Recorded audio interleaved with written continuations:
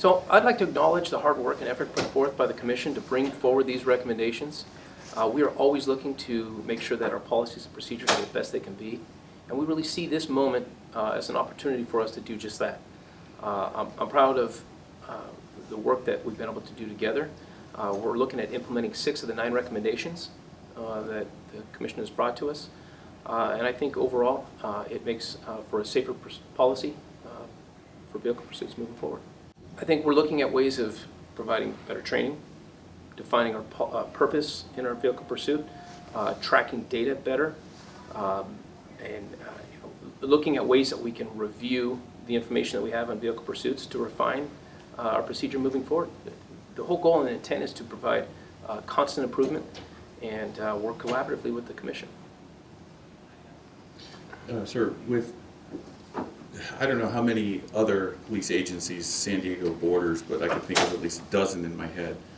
How does SDPD interact with those other agencies on these pursuits? Like when a pursuit leaves the city or a pursuit from another city enters this city, how do these kind of policies affect that interaction between agencies? So we took a look at policies and procedures from other agencies, including the California Highway Patrol and several of our neighboring agencies. It's important to understand that we have protocols in place here when pursuits change from jurisdiction to jurisdiction. There are a lot of things that come into play where you are changing potential radio frequencies, you're changing personnel from one agency to the next, and we have a collaborative relationship with all of our local agencies to make sure that, one, we're providing for public safety when conducting pursuits, and we're weighing out the risks to public safety of continuing them, going from jurisdiction to jurisdiction. So does that rules of engagement that we're talking about in these documents and these policy changes, do those change when the officers leave the city? They potentially could, certainly. A neighboring agency could terminate the pursuit and has the right to terminate the pursuit going through their jurisdiction.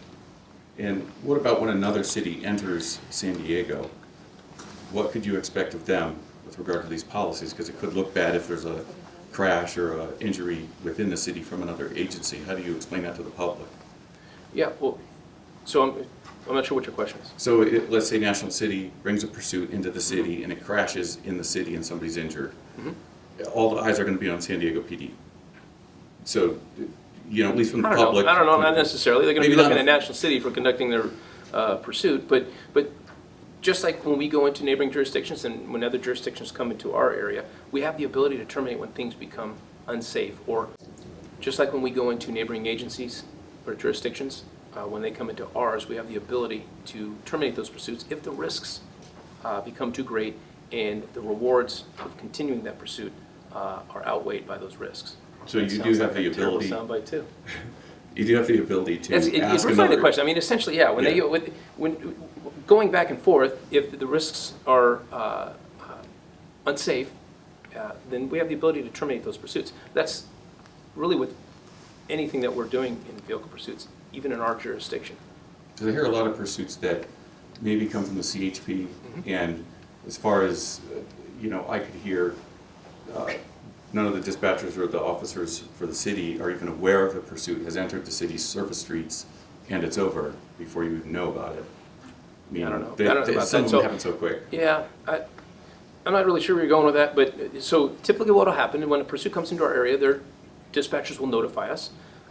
We do have communication on whether we're going to take over a pursuit for that neighboring agency that's coming into our jurisdiction. It's important that we may not understand what's happening in a certain area when that home jurisdiction is aware. So that dialogue is critically important when we're going from jurisdiction to jurisdiction. I want to know, Chief, you say in the news release that you're going to start to implement another techniques besides the recommendations for the Commission, like better collect of the data and analysis. Can you share us more about that? Sure. It's more than that? Sure. Well, we looked at the recommendations that the Commission brought forward. We're always open to making changes that make our police department more effective and our community safer. Gathering data and being able to analyze that data to refine our policy even further moving forward, I think is important. And coming from these recommendations is things like gathering better data, I see that as an improvement moving forward. In which way will be getting better this data and everything? I think when we identify trends in vehicle pursuits or best practices that can make our community safer, we'll have the ability to implement them moving forward. And again, I think this is a constant refinement organizationally, and I think that just really it goes towards our public safety first goal. We went to some of these meetings of the commission, and they were very passionate about this situation. They spoke about the loss of these 2 kids, an officer. What will be the message for them specifically? Because I know you say just, or in the release say that just 6 of these 9 recommendations will be followed. About the other 3 that it won't be followed. Yes. Anytime there's a loss of life associated with a vehicle pursuit or anything that's law enforcement related, it's a very tragic moment. As a father of 4 kids, I can't imagine the pain. I think it's important to note that we have a procedure in place that mitigates the risks of vehicle pursuits. The training that we provide our police officers, they're required to drive with due regard and take into consideration from the beginning of the pursuit all the way to the end of the pursuit, the risks versus the rewards of continuing. Additionally, we have layers of supervision that are responsible for ensuring the safety for the public is at the forefront, safety for our police officers, as well as safety for the person we're trying to apprehend. We're responsible for providing safety for all. But I believe that our procedure has that built in, those safety protocols. I think it sends the wrong message when you put restrictive pursuit measures in place, that fleeing from the police has no consequences. And that's just not a risk that we're willing to take. And just today, NBC7 released an investigation between 2017 to 2013. The police of San Diego has 17% more of crashes or accidents after a pursuit.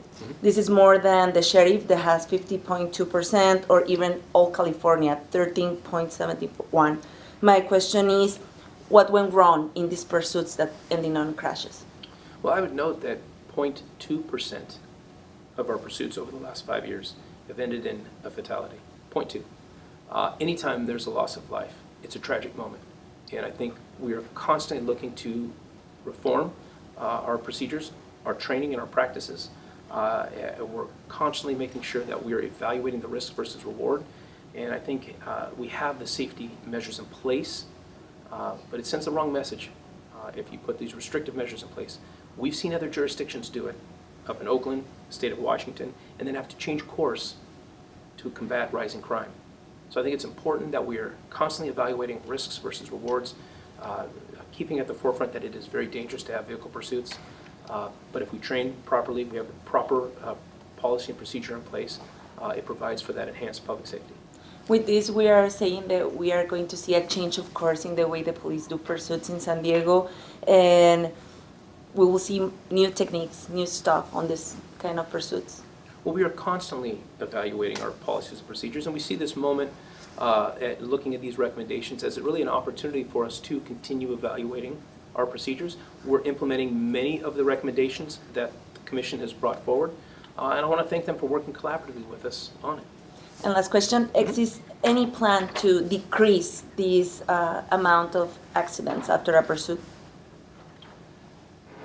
I would say that our procedure is in place to mitigate the risks that are involved in a pursuit. That's a constant evaluation and study and refinement moving forward. We don't see this as an end state.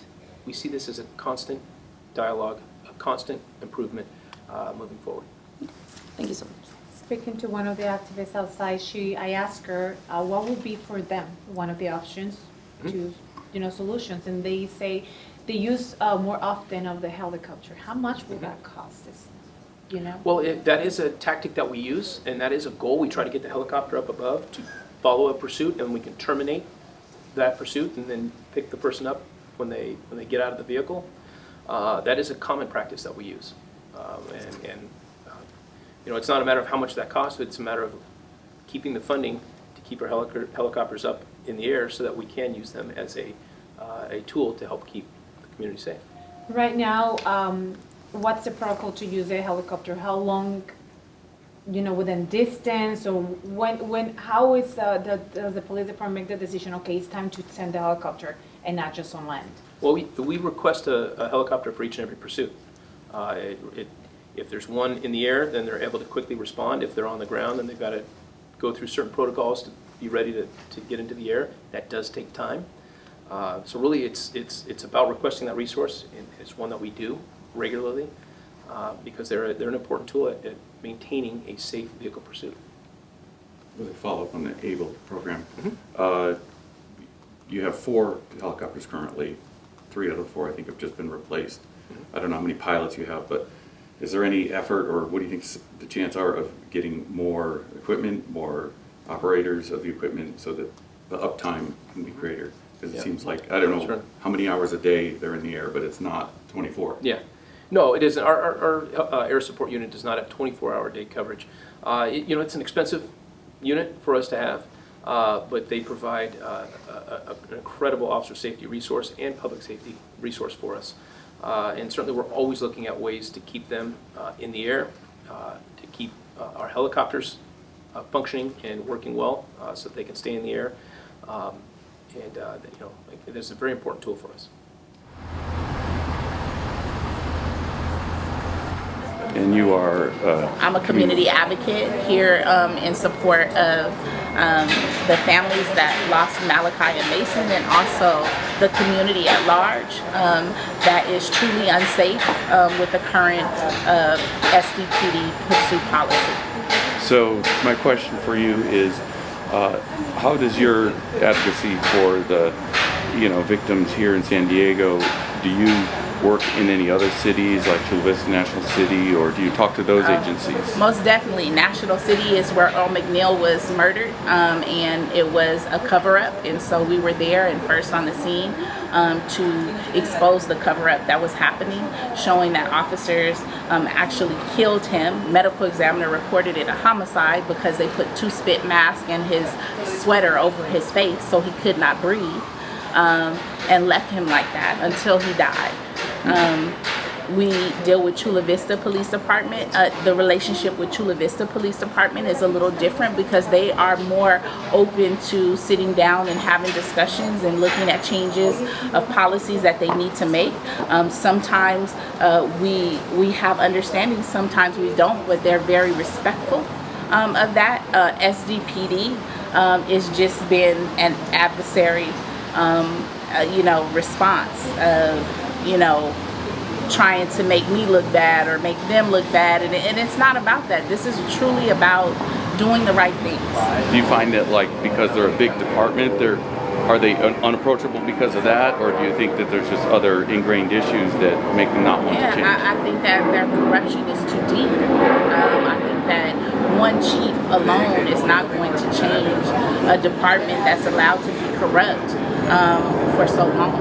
Right. So how have you gotten involved with the victims of any of these pursuits? The victims actually reached out to me in this particular case and asked for support, and so we supported them and helped them get in contact with other agencies that do trauma support, court support, provide services and other supports, and then we were there to support them through the court process, through the process of letting the mom know that her kids were deceased, and having a trauma counselor there, as well as a pastor there at her bedside.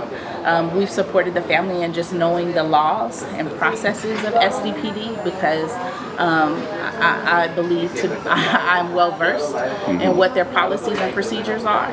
And so any other instances of things, helping them decide on attorneys, and giving them information about attorneys so that they can make a good decision, which they did. And so those are things that we've helped them in, making sure that the public is aware of what's going on with the families. We've been able to do that type of stuff in advocacy, and then making sure that the family is aware, what's going on as well. If you could change one thing and one thing only about the department here in San Diego, what would it be? One thing. One thing. You get one wish. Accountability. Okay, very good. accountability. All right, well, thank you. Thank you. Thank you for your work, too. All right.